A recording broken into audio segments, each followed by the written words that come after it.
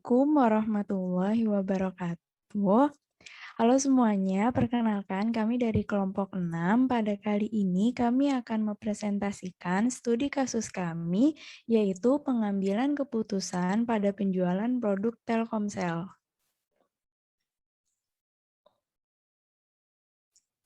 Next.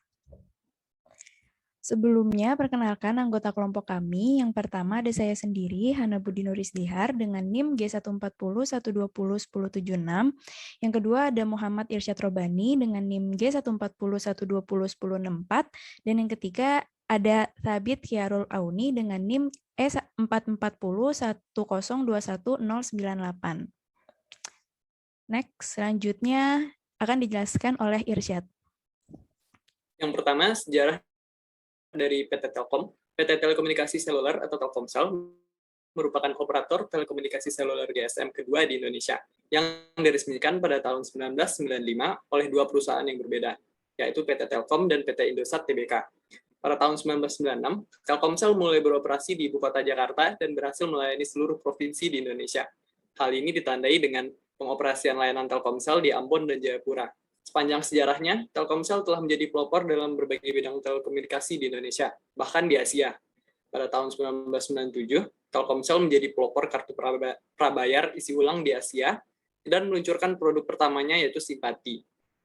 Pada September 2006, Telkomsel juga menjadi operator pertama di Indonesia yang meluncurkan layanan 3G. Telkomsel memiliki jangkauan jaringan terbesar dari semua operator seluler di Indonesia, menyediakan jangkauan jaringan yang lebih dari 95% dari jumlah penduduk Indonesia dan merupakan satu-satunya operator di Indonesia yang mencakup seluruh negara, provinsi, dan kabupaten, baik semua kecamatan di Sumatera, Jawa, dan Bali. Next. Saat ini kepemilikan Telkomsel dipegang oleh PT Telkom sebanyak 65% dari sahamnya, dan perusahaan telekomunikasi Singapura itu Singtel sebesar 35%. Pada akhir tahun 2020, tercatat jumlah pengguna layanan Telkomsel mencapai 169,5 juta pelanggan, yang menjadikannya sebagai operator terbesar dengan jumlah pengguna terbanyak di Indonesia.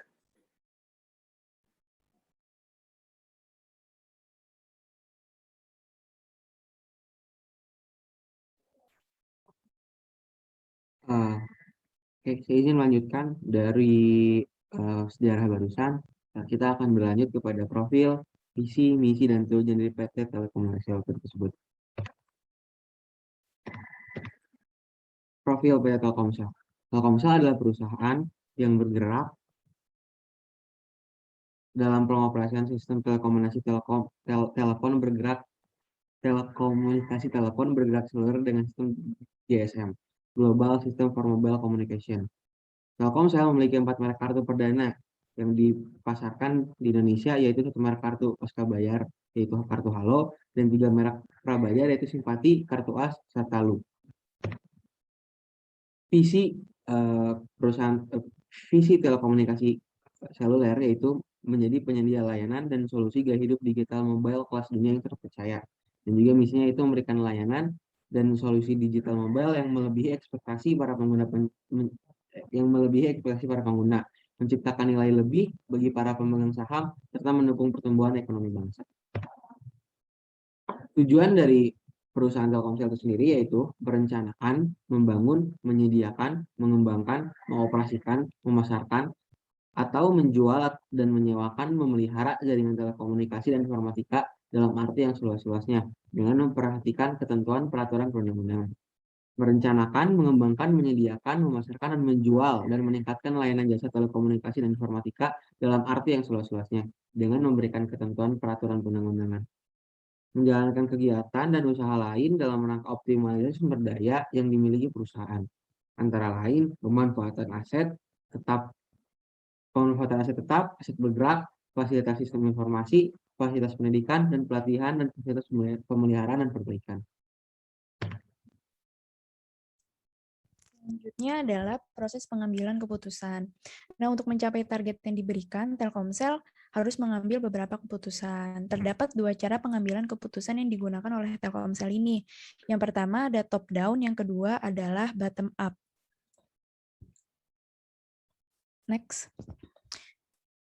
Yang pertama top down. Top down ini proses pengambilan keputusan secara top down merupakan proses pengambilan keputusan dari tingkat yang paling tinggi kepada tingkat yang paling rendah di perusahaan, mulai dari pimpinan ke staf.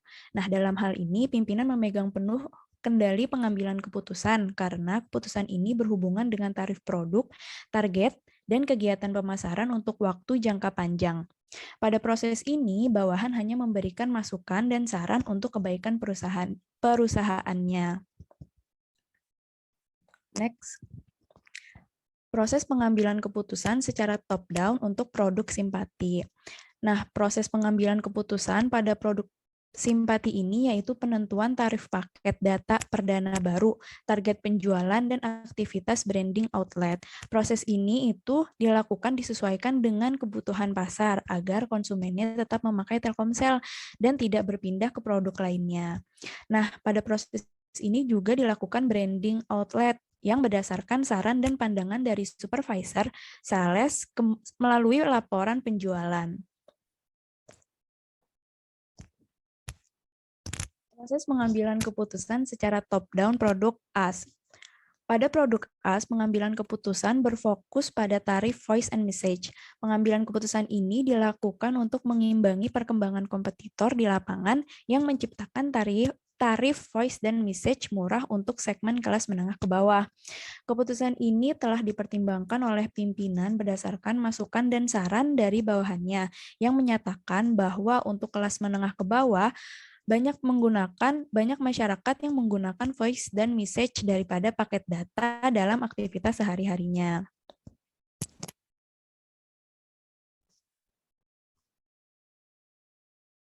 Yang kedua, pengambilan keputusan secara bottom up. Proses pengambilan keputusan bottom up adalah pengambilan keputusan yang dilakukan dari tingkat yang paling rendah kepada tingkat yang paling tinggi dalam struktur perusahaan. Proses ini dilakukan dalam kelompok kecil pada setiap divisinya untuk menentukan program promo setiap divisi yang disesuaikan dengan masing-masing segmen pasarnya. Next. Proses pengambilan keputusan secara bottom up perdana simpati. Proses ini terdiri dari pengambilan keputusan promo hadiah uang tunai dan promo kupon undian. Proses ini dilakukan untuk memperkuat program promo yang ditentukan oleh pimpinan, sehingga outlet semakin terpacu untuk mencapai target, karena banyak program promo yang diberikan oleh PT Telkomsel. Proses ini difokuskan pada proses pengambilan keputusan secara bottom up perdana loop. Proses ini difokuskan pada program kegiatan cut-gen setiap penerimaan siswa baru pada tingkat SLTP atau SLTA dan mahasiswa baru. Penentuan program ini dibuat oleh Divisi Youth and Community dengan anggotanya untuk menjangkau siswa baru dan mahasiswa baru agar mereka bisa mengenal dengan produk PT Telkomsel. Melalui program ini, mereka bisa mengenal paket data Loop Circle dan paket data lainnya yang tersedia untuk pengguna baru. Next. Kesimpulan. Jadi kesimpulannya, proses pengambilan keputusan dilakukan oleh PT Telkomsel yang dikiranya paling efektif adalah pengambilan keputusan secara bottom up. Hal ini dikarenakan keputusan akan selalu didasarkan pada perkembangan pasar di lapangan, dan terdapat staf yang terlibat langsung sehingga memudahkan setiap divisi untuk mengambil keputusan. Hal ini dapat memenangkan persaingan pasar antar kompetitor di lapangan sesuai dengan segmen pada masing-masing pasar.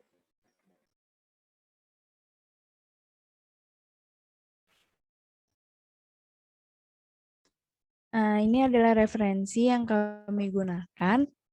Next. Ya, jadi sekian presentasi dari kami, kurang lebihnya mohon maaf. Terima kasih. Wassalamualaikum warahmatullahi wabarakatuh.